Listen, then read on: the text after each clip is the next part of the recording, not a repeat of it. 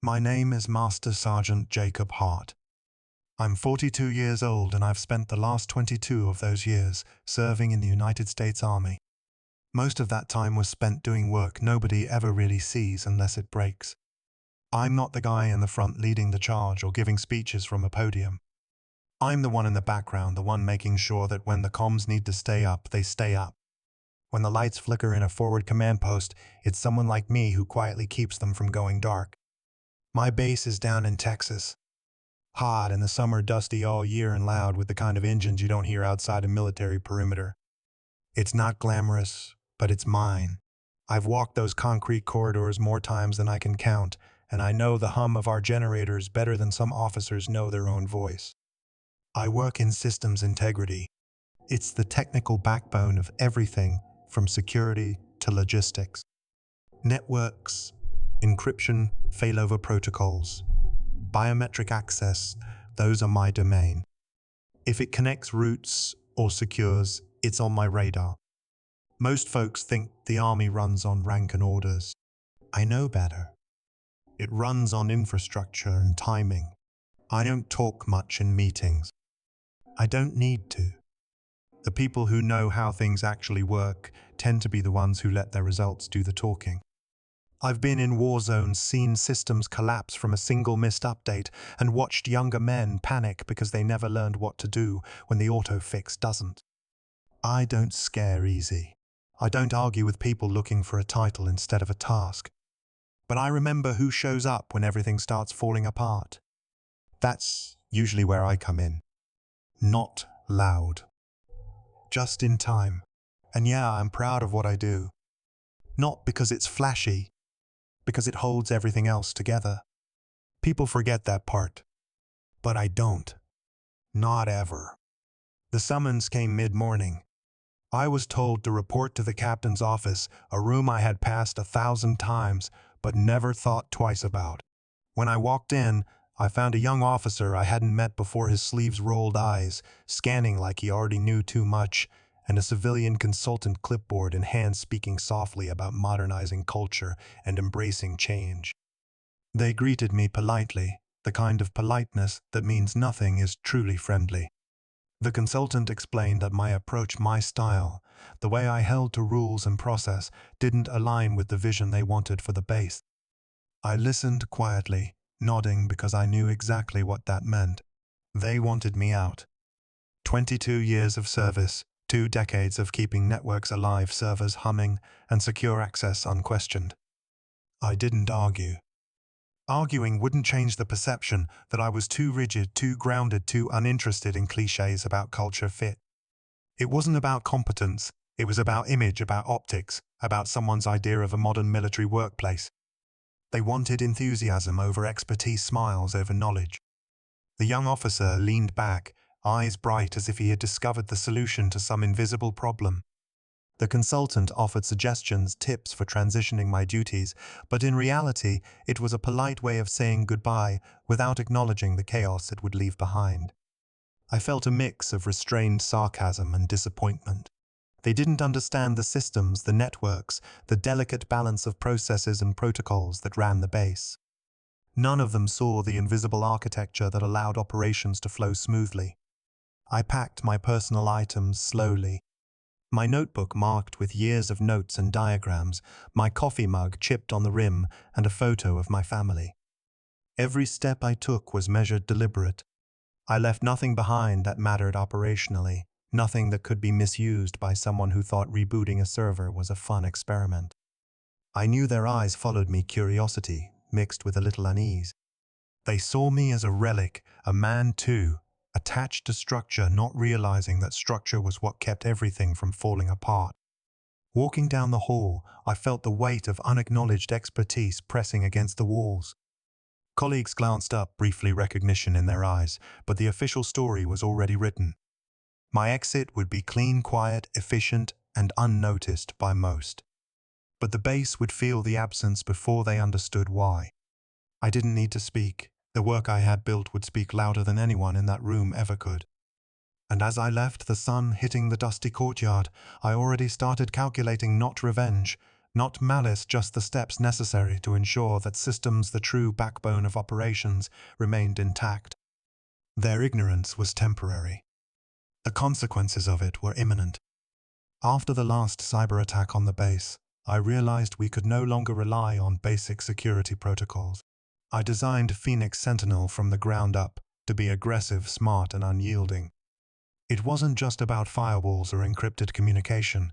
It was about making the system itself aware of who was in control and when. The system has multiple fail-safes. If an admin account is revoked or deactivated without following a proper offboarding procedure, every connected network server and access point enters a lockdown state. Clauses were written to enforce this: no remote overrides, no half measures and verification through biometric checks before any restoration can occur. Each measure was intentional, created to prevent the mistakes that had nearly cost us operational stability last time. I layered the logic carefully. The first clause triggers a heartbeat check every 9 minutes, ensuring that a live administrator is present and authorized. If that heartbeat disappears unexpectedly, the system isolates itself, shutting down non-essential functions and securing sensitive data. The second clause covers brute force attempts, forcing the system to reject repeated login attempts and alert only the original administrator. Every choice was made with foresight. I considered human error, overconfidence, and even curiosity. Junior officers might try to poke at the system out of misunderstanding, and without these rules, a single misstep could cascade into full operational failure. I wanted a solution that was self-protective yet fair, one that recognized authority only where it had been earned and verified. Phoenix Sentinel also includes contingency logging and offline backup protocols. Every action taken is recorded with immutable timestamps, so any future audit can trace exactly what happened. I even included a clause that prevents any system changes from taking effect until reviewed and confirmed, not just by rank, but by demonstrated knowledge of the infrastructure. This way, nobody can claim privilege without responsibility. I carried the signed copy of these clauses in a fireproof bag, along with the master keys and backup drives. It felt heavier than any rifle I've ever carried in the field, but the weight was comforting. Knowing the system could act when people failed was the kind of quiet power that keeps a base running without needing someone to shout instructions. In this silence, the real control lived. I sat in my old sedan 2 miles from the base, the engine off, watching the morning sun glint off the metal roofs and watchtowers. Everything looked ordinary quiet, even, but I knew it wasn't. Phoenix Sentinel had begun its countdown, a silent pulse running through every server, every network cable, every access point. The base was oblivious. Officers walked past, radios in hand, oblivious to the fact that doors could no longer open and secure areas were already isolating themselves. I felt the tension like a low hum through the steering wheel, each pulse of the system echoing in my chest. It was almost poetic, the way the machine waited for the moment to show its teeth, and they had no idea. I checked the timer on my phone, set up to track the Sentinel's heartbeat. 47 minutes, then 32, then 29. Each tick felt heavier than the last. I knew exactly what would happen if nobody intervened before 0. The irony was sharp. I had been dismissed, ignored, yet I was the only one who understood the fragility of everything they relied on. From the car, I could see the supply depot doors, motion sensors, and terminal screens. Nothing moved without my authorization, and yet the people inside treated it like a normal day. Junior techs fiddled with consoles, unaware they were tripping fail-safes that would lock the building down entirely. My mind raced through contingencies, not out of panic, but habit, considering which systems would hit first and what signs of failure would appear. The hum of generators and the clatter of distant footsteps filled the air, but it felt hollow, like the soundtrack to a scene no one else was watching. I felt a strange calm. This was the consequence of oversight, the natural response of a system built to enforce responsibility. They would learn eventually, but the lesson belonged to me to witness quietly. I inhaled, tasting the heat and dust, and waited. The first signs were subtle. Doors to the supply depots refused to open, electronic locks flashing red with silent warnings. Officers tapped keypads, swiped access cards, and muttered among themselves, thinking it was a simple malfunction. Biometric scanners demanded verification that no one could provide. Fingerprints, retina scans, and voice authentication all rejected attempts by people who had previously held full access. Panic did not erupt, but confusion spread like a quiet fog, officers hesitating, unsure of how to proceed. Supply lines began to freeze. Crates of essential equipment remained locked behind reinforced doors, and inventory terminals stopped updating. Radios crackled with intermittent messages, overlapping commands and repeated confirmations that went nowhere. The junior techs scrambled, unplugging cables and attempting manual overrides, unaware that every action they took only reinforced the Sentinel's lockdown protocol. I watched from the sedan across the perimeter road. The hum of the engines and the faint clatter of boots on asphalt reached me as a rhythm, a strange kind of music to mark the unfolding of the system's precision. I did not intervene. I did not need to. Every decision, every mistake, every untrained hand activated the very mechanisms I had built to protect the base. Officers argued quietly over radios. One suggested shutting down the entire grid to reset the system. Another proposed bypassing the Sentinel altogether. Each idea collided with the fail-safes I had embedded, and the system ignored them, all operating on the rules I had established years ago, rules they had never read or understood. The tension built steadily without urgency, in me only an appreciation for the consequences of ignorance. A lieutenant tried to access the server room remotely, entering multiple passwords, triggering the Sentinel to lock out all terminal ports. The hum of generators increased slightly, a subtle vibration that mirrored the growing operational paralysis within the base. Officers moved from terminal to terminal, their confidence waning. The base, which functioned on hierarchy and rank, was now entirely dependent on processes they neither knew nor controlled.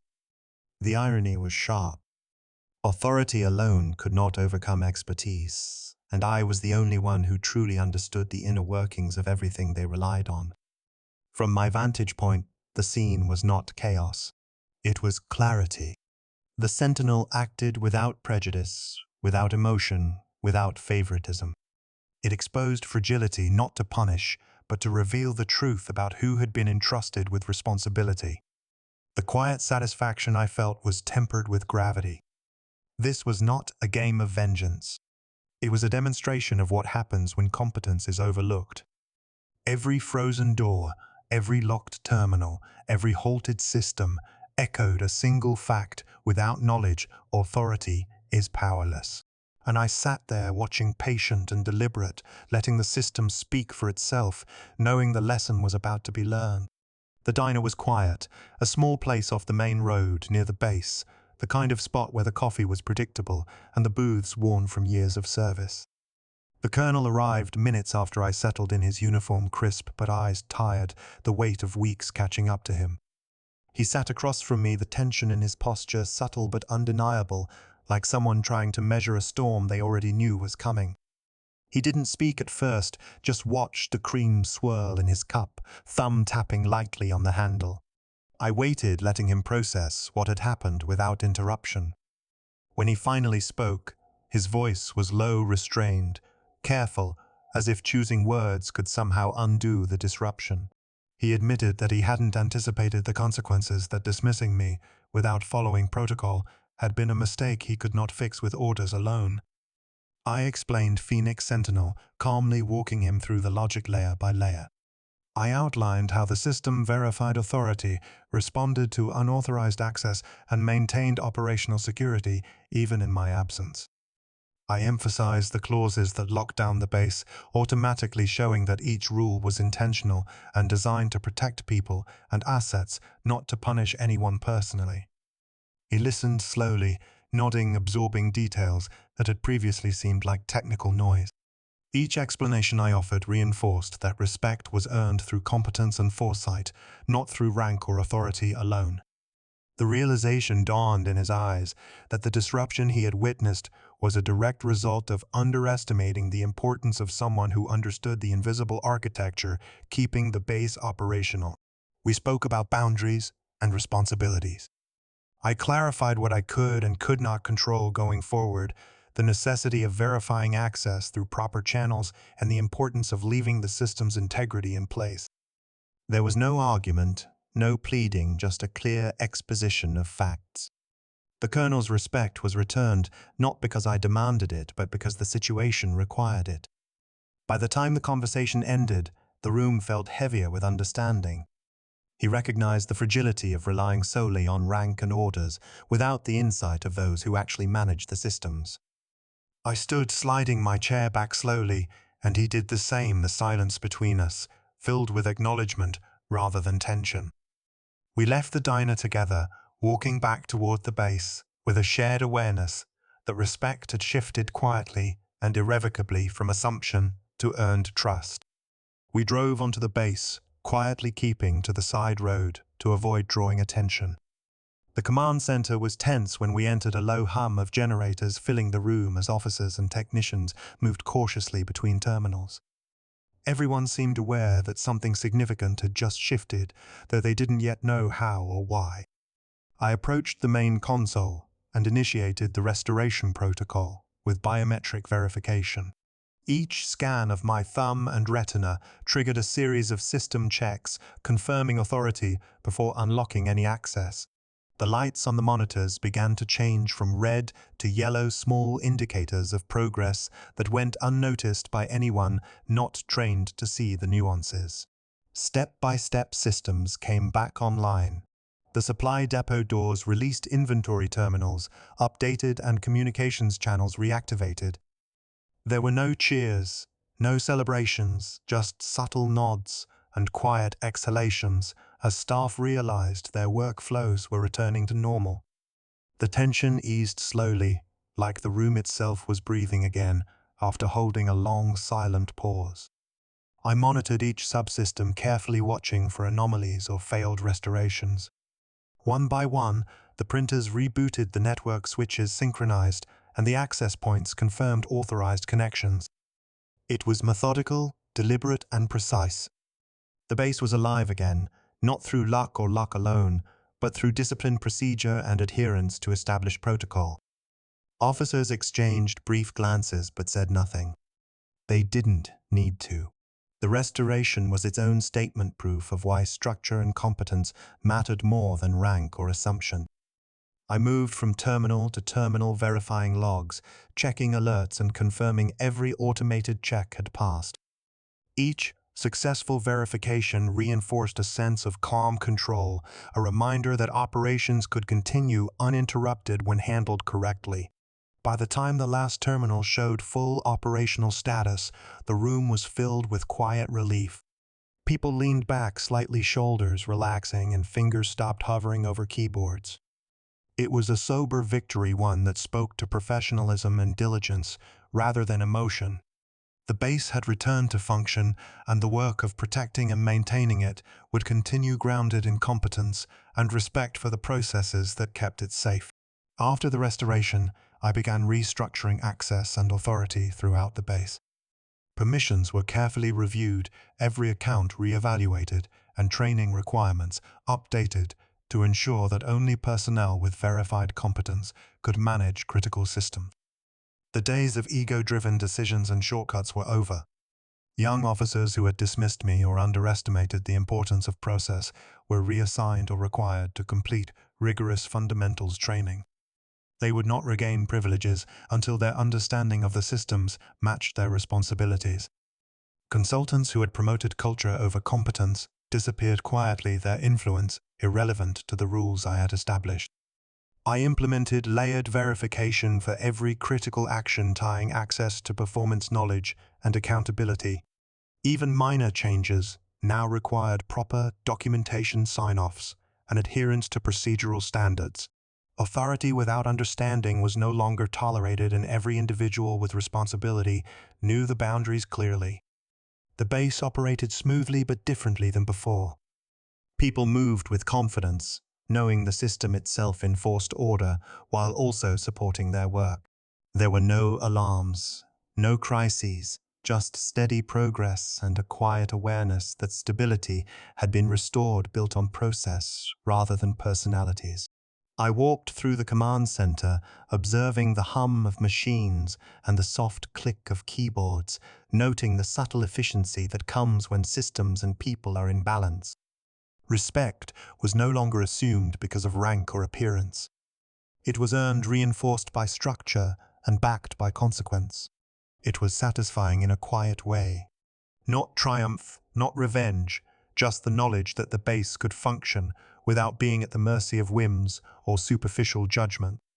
The lessons had been embedded and they would remain tangible in logs, permissions, and operational procedures.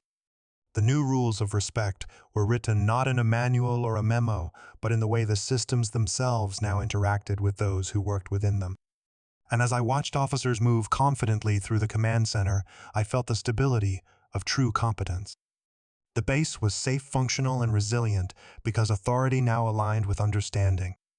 Systems governed conduct, and the lessons of oversight and preparation were no longer optional, they were unavoidable. Responsibility is often invisible. The work that keeps everything running smoothly, the hours spent anticipating problems before they happen, rarely earns applause. Yet it is in those quiet roles, the ones unnoticed and uncelebrated, where real stability is created. I've learned that systems, whether military infrastructure or daily routines, matter more than appearances. You can't rely on rank, charisma, or confidence alone. Competence, preparation, and humility are what carry organizations through crises, and the lessons of discipline extend beyond the base into every part of life. Sometimes the people who keep the lights on are dismissed, ignored, or underestimated. That doesn't change the impact of their work. The base will function, the systems will operate, and the consequences of ignoring expertise will become clear to anyone who fails to respect it. I have walked through hallways where nothing seemed to happen and known that the hum of servers, the click of relays, and the integrity of processes were all the difference between order and chaos. That understanding shapes every decision I make, every boundary I enforce, and every protocol I follow. It is invisible power, quiet but absolute. Respect is earned, not assumed. Preparation is the antidote to arrogance. Humility is the safeguard against error. These are the lessons I carry not as commands but as lived experience.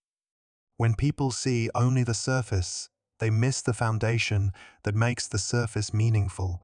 And so, I sit back quietly, observing the systems, the work, the people who now understand the balance between authority and responsibility. I do not need recognition or applause. The value of what I do is proven in every functioning terminal, every secure access point, every process that continues without incident. To anyone carrying responsibility without notice, know that your work matters. Quiet diligence, thoughtful preparation, and respect for the rules are the backbone of every successful mission, every safe environment. Systems are stronger than personalities, and integrity is measured by what holds when no one is watching. When the lights hum correctly, when the alarms remain silent, when operations flow as intended, that is the victory. It is sober, uncelebrated, and profoundly satisfying. And in that quiet, steady confidence, you can rest knowing that what you maintain matters more than anyone ever acknowledges.